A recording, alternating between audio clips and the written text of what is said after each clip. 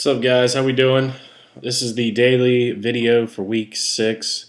I'm probably going to try to kind of do this off the cuff. I usually have a bunch of notes and stuff, but been pretty busy this week, obviously with the hurricane and things like that. Um, so you might hear some clicking. I'm kind of checking through windows and things that I want to talk about. I don't know about you guys, but I'm tired of losing. It's almost tilt mode. Like if I lose another week, I might just go full blown tilt. Seriously. I just feel like things have gone out of whack. I feel like there are way too many injuries to keep up with at this point, and not just to keep up with, but I just feel like there's too much value, and then you can't really see through the shit storm that is fantasy right now. You could start to see emerging some people, some old people, like T.Y. Hilton is emerging again. Some of them are fading, like Julio. Dez obviously isn't playing anymore. There's just a lot of things going on in fantasy that I'm trying to adapt to, and it's difficult, especially this running back by committee thing, and then the injuries at running back. It's hard to pick good running backs week in and week out. I'm blowing dick. Like last year by week 5, I believe I was doing pretty good. Week 5 is kind of where I turned it around. Things settled down. However, I don't know how I'm going to be this week, just because we're going to get into my lineup and why that I'm struggling right now. It's just a shit fest, man, and I'm sick and tired of it. I'm going to put so much chalk in my lineup, as much as I can get in there this week, that if I don't cash, it's going to be stupid. Let's just put it that way. And there's a lot of there's some value picks out there that I'm just iffy about, and then there are some that I'm okay with just because they're so cheap that if they get 5-6 points, do I give a shit? Probably not. That's how cheap they are. So I'm going to kind of go over my lineup, and then we'll go over some of the by position, and then by position I'll go through uh, who else I like and who I've been thinking about off the top of my head. So to get things started, my lineup looks like this. I got Brian Hoyer, LaShawn McCoy, DeMarco Murray, Julian Edelman, Jarvis Landry, Michael Thomas, C.J. Uzoma, Carlos Hyde, and the Tennessee Titans. Right now, this is probably going to change. I'm not going to lie to you. And I'm going to cover some of the people. What I really, really want to do is I'm going to get LaShawn McCoy, DeMarco Murray, and Le'Veon Bell in my lineup. I'm trying to get those 3 guys plus Julian Edelman and Jarvis Landry if I can, and it's really hard to get all those guys in my lineup. I mean, that's just super chalky top to bottom. But I've got, just to recap one more time, Brian Hoyer, LaShawn McCoy, DeMarco Murray, Julian Edelman, Jarvis Landry, Michael Thomas, C.J. Uzoma, Carlos Hyde, and the Tennessee Titans defense. So starting at the top, we have Brian Hoyer. I know people are like, ew, and I'm right there with you, man. But honestly, the guy right now is on fire, and he's got a great matchup, and you stay in the flames. It happens once or twice, okay, I expect him to falter 3 times. It's a pattern, and I'm not saying he's going to be consistently putting up 20 points, but for $5,800, if he puts up 15 points with all the other chalk in my lineup, I'll be okay. But look, these are his attempts for the last 3 weeks. 49 attempts, 36 attempts, 43 attempts.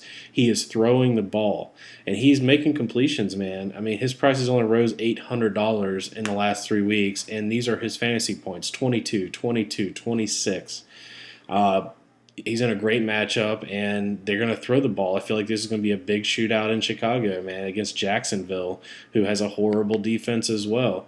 They haven't been giving up a whole lot through the air. I will say that. However, they've been, they suck. It's Jacksonville. Let's be real. So does Chicago. So what happens when 2 sucky teams to get together? Lightning happens, and then it's just one scoring play after another. My running back position: LaShawn McCoy, DeMarco Murray, and Carlos Hyde. LaShawn McCoy and DeMarco Murray are there for obvious reasons. They actually have really juicy matchups, and these are the 1 o'clock onlys, obviously, guys. So take it with a grain of salt.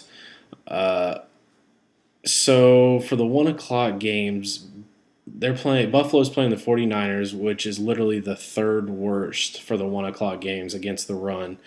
And Tennessee is playing against the Brown, which is the fourth worst against the run. And then, then it kind of jogs down, and then Pittsburgh is playing the Dolphins, which are a little bit middle of the road. But his price tag is so cheap. I believe it's 7,900, and all he's got to do is give me 21 points. Um, you know, DeMarco Murray's price tag is 7,700 and LaShawn McCoy's is 69. But DeMarco Murray, dude, hasn't put up less than 21 points in a week in fantasy. He's almost like an every week start. And his price tag is still only 7,700. That's super cheap. That's ridiculous cheap. I mean, he's got 23 points week 1, 21 week 2, 29 week 3, 25 week 4, 21 week 5. And he's playing in a juicy matchup this time. They're going to give him the ball. That's kind of I mean, obviously, and the same thing with Le'Veon Bell. The guy is 24, like 22 fantasy points. He's just getting the ball. He's getting it done. I'm sick and tired of my fucking running backs getting like 8 points or 10 points, not scoring on good matchups. It's pissing me off, and I'm so sick of it that I'm just going so heavy at running back this week. Carlos Hyde, I've been back and forth about. He's another good candidate. He's got a great matchup against Buffalo. He's gotten, for the last 3 weeks, he's gotten 21 attempts, 15 attempts, 22 attempts, and he's got 28 fantasy points, 14 and 23. If he's getting the ball, and he's 5,100, which is almost $2,000 less than the next guy, like Le'Veon Bell, who gets 20 carries, DeMarco Murray, who's getting that carry, 5,100, if he even gets me 15 points, it's still paying off, right? It's not a bad flex pick. With Colin Kaepernick coming back, I don't know how they're going to utilize Carlos Hyde anymore. Now that Kaepernick is more of a mobile quarterback, it's just too many questions. And I'm not that 5,100 is not a bad price tag just to take a risk anyway. Because if he finds the end zone, he's basically paid off. So I don't know what to think of Carlos Hyde. All I know is whenever Kaepernick was in there for the last couple of years, Carlos Hyde sucked so much dick. But Chip Kelly, who knows what they're going to do? They have a high volume of, he's so rush, that there's such a high volume of plays being made that, it may be worth it anyway. Moving on to wide receivers, these are driving me nuts. The price tag is just barely high enough for me to I don't understand how I'm going to adjust, how I'm going to get chalk in my lineup with those other 3 running backs. Julian Edelman, great matchup. Look, I know last week sucked, right? He had 10 targets for like 30 yards and no touchdowns. And while Martellus Bennett went bananas and Gronkowski took up all the yardage, he still got 10 targets though, and that's not going to be an every week thing. I feel like that was an anomaly. He's a little banged up, it seems like, which is to be expected. But if he gets another 10 targets this week, he's in a great matchup against Cincinnati. I think that's going to be a good game too. And, you can't blame him if he's averaging 10 or 12 targets a week. It is what it is. Jarvis Landry, for obvious reasons, playing Pittsburgh. It's an okay matchup, but here's the thing: is the Dolphins are 7-point dogs in this game at home, which means Pittsburgh is just going to put it on them.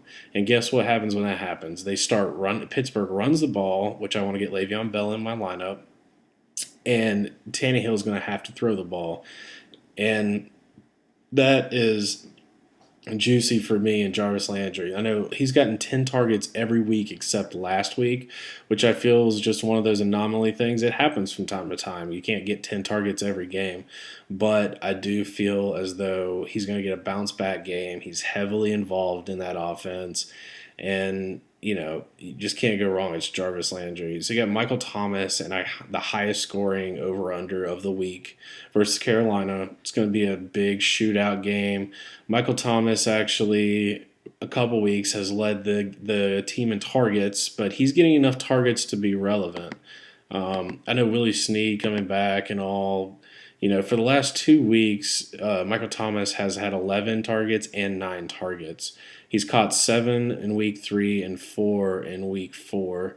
Um, so he's gotten 20 and 14. And honestly, his lowest fantasy point output this year is 9 points, which for $4,300, if he can get me 9 points, I'm not going to be mad about that at all. CJ Uzoma is another guy, just a punt play. I was looking for tight ends super cheap. I'm trying to squeeze Le'Veon Bell in this lineup, and it's difficult for me. Lastly, Tennessee Titans. They got a great matchup against Cleveland. They don't. Tennessee doesn't give them up much on the ground, and so yeah. So that's kind of my lineup right now. The only problem is all the good defenses are high, like all the great matchups or the high over unders. The people I look for like at home and stuff like that, they're just all priced super high, like above 3. Like I like to be around 3, and this one's 3,300. It is what it is, man. So we're gonna kind of go over some of the people that I was kind of thinking about back and forth this week, as far as like just in general QBs and 1 o'clock only. So Drew Brees is a great play this week.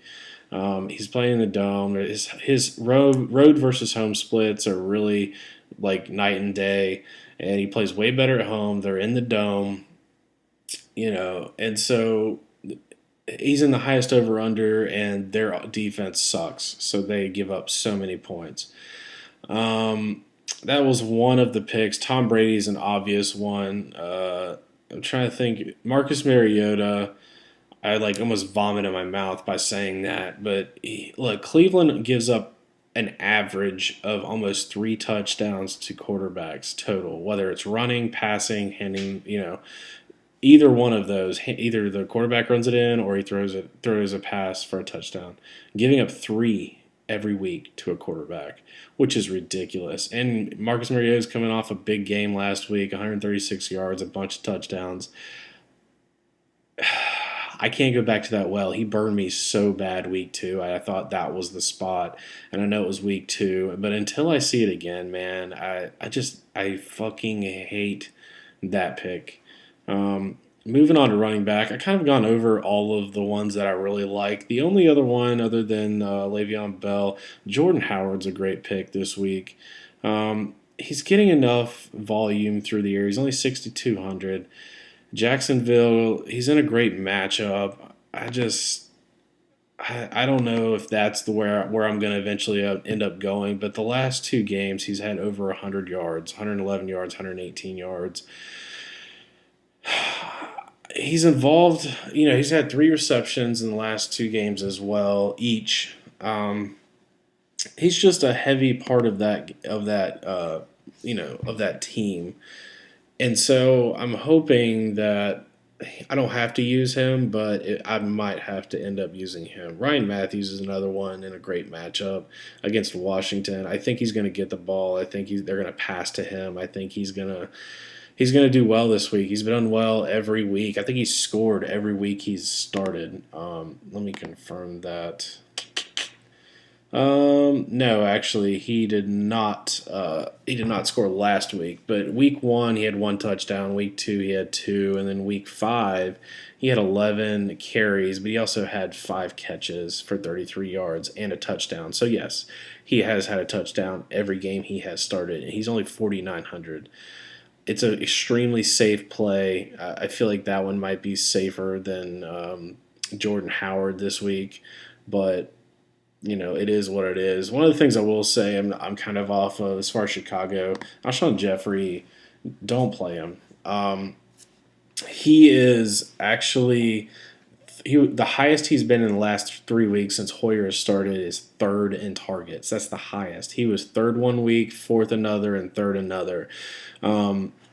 And Eddie Royal and who's that other guy? Eddie Royal and Cameron Meredith. That's right. Those are the 2 guys that are getting all the volume of passes. Cameron Meredith is a great cheap play. That's another one I'm going to go with this week. We're going to just hop right into the wide receivers. Cameron Meredith is a great play this week. I feel like he's gotten like 11 targets last week, or 12 targets, 9 receptions for 130 yards. The guy put up 30 fantasy points. Uh, is it an anomaly? Anomaly, yes, possibly. However, 30 points is saying something. You don't. I mean, okay, 10. Hundo with a touchdown, maybe five. Catches, but you're getting 12 targets and you caught 9 of them. That's just nuts. I don't know, man. I would probably play him, and I feel comfortable playing him because he is still pretty cheap. So it's not a big play, but if you can get him in your lineup, Kamar Aiken is another one, and this is probably where I'm going to end up replacing Michael Thomas with Kamar Aiken and somehow squeezing out an extra $300 or $400 maybe out of my defense to get Le'Veon Bell in this lineup. Kamar Aiken, I know it's ugly, it's nasty, but look, um, they he's a slot receiver, right? And with Steve Smith out. The Giants give up a ton. They've given up a touchdown to the slot receiver every week. Every week.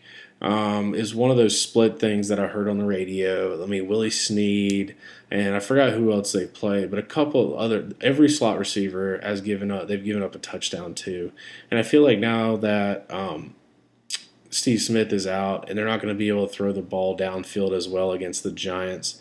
So I feel like they're just going to dump it over the middle, get what they can get, and move on with life. And he's min price, which is $3,000.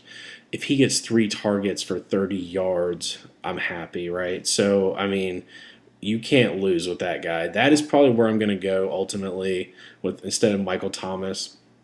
But those are like three of the wide receivers or ones that I'm battling in my head. I'm trying to get everybody in my lineup that I want, and I'm just struggling.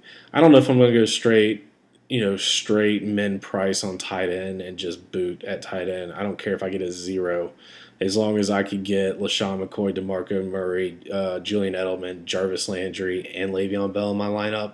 I might do it. Titans defense. There's a couple other defenses. Oh, excuse me. Let me go to tight ends real quick. Charles Clay is the other one I'm looking at this week. 2,900, great matchup, highly targeted now that Sammy Watkins is out. Another guy that I really, really like this week. And I think that's really it for tight ends as far as that goes. Let's see. Defenses. Typically my strategy is look for a home team that's going to win, that's heavily favored to win, or at least a home team favored to win. Period. And it happens that they're all like highly priced. I mean, unless you're gonna play Washington against Philly, probably not gonna do that. Miami versus Pitt, hell no. Chicago versus Jacksonville, meh. The Jacksonville defense sucks really badly, though, right now. They're in shambles. New Orleans, you're going to pick New Orleans versus Carolina in the highest over-under game of the week? I don't think so. So anything above that, I mean, Detroit versus Los Angeles, that might be where I might go next. Not quite sure. Ultimately, but like my ultimate goal, like I said, is to get LaShawn McCoy, DeMarco Murray, and Le'Veon Bell in my lineup. And if I can get Edelman and Landry, I'm doing it. Hoyer, I think, has the potential to give me 20 points, and the rest of it just can't fail. You know what I'm saying? Like, if I spend 3,000 on Kamar Aiken, if I get 3,000 on my defense or less, and I'm at like 2 on my tight end, that's like $8,000, right? So they need to combine to get me about 20 points.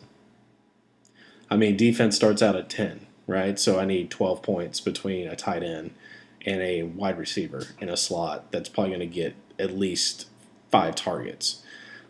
It's possible, and it gives me such a high floor this week. Is what I just need, like a safety baby blanket. That's all I need this week. I need a little booster. Let's get my head back right. My head is still spinning. Couple last notes real quick. The weather. I know we don't pay a lot of attention to weather. Sorry. I know we don't pay a lot of attention to weather. However, this week there are some games that we might want to watch out for. For example, Kansas City Chiefs, Oakland Raiders, and Dallas Cowboys, or excuse me, not Dallas Cowboys, the Atlanta Falcons Seattle game. They may call those games. They don't know yet. There's supposed to be some kind of typhoon on the West Coast to hit. The winds are supposed to be between 12 and 17 miles an hour projected as of right now. It's supposed to be a 60% chance of rain. So that kind of means, hey, we're going to lean heavily on the run game, which, Jeremy Maclin I like this week a lot. The matchup is awesome, but with that forecast, kind of puts a damper on that. It kind of boosts Jamal Charles this week. Great pick, if he does. I mean, they're talking about sprinkling him in. If he's a full go, uh, I feel like that's going to be a great matchup for him just to get started, get his feet wet, and run it out. Same thing with Julio Jones this week and Doug Baldwin.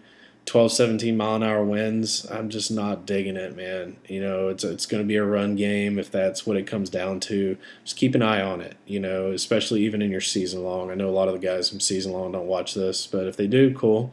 If not, you guys got a little bit of a leg up because they probably are not checking it. Other than that, I don't think that there is anything. Oh, last thing, Will Fuller. I'm a big Will Fuller fan this week.